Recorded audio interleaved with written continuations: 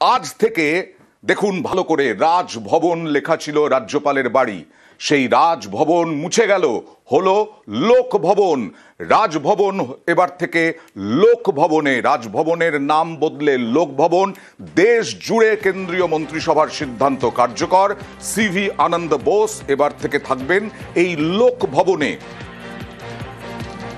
রাজভবনকে লোকভবন ঘোষণা রাজ্যপালের। দেখুন ভালো করে, রাজভবন লেখা ছিল স্বাধীনতার পর থেকে বিভিন্ন রাজ্যে রাজভবন, বিভিন্ন রাজ্যে রাজ্যপালের ভবন হচ্ছে রাজভবন। কবে সিদ্ধান্ত, কেন সিদ্ধান্ত, সবটা জানবো প্রতিনিধি বিশ্বজিতের সঙ্গে। বিশ্বজিৎ, আজ থেকে রাজভবন বদলে গেল লোকভবনে, অর্থাৎ মানুষের জন্য এই যে পোস্ট, অর্থাৎ রাজ্যপাল তিনি এখন থেকে যেখানে থাকবেন তার যে বাসভবন সেটা বদলে গেল। শুধুমাত্র এই বাংলার জন্য নয়, এটা দেশ জুড়েই রাষ্ট্রপতির নির্দেশে এই ভবনের নাম একেবারে বদলে গেল।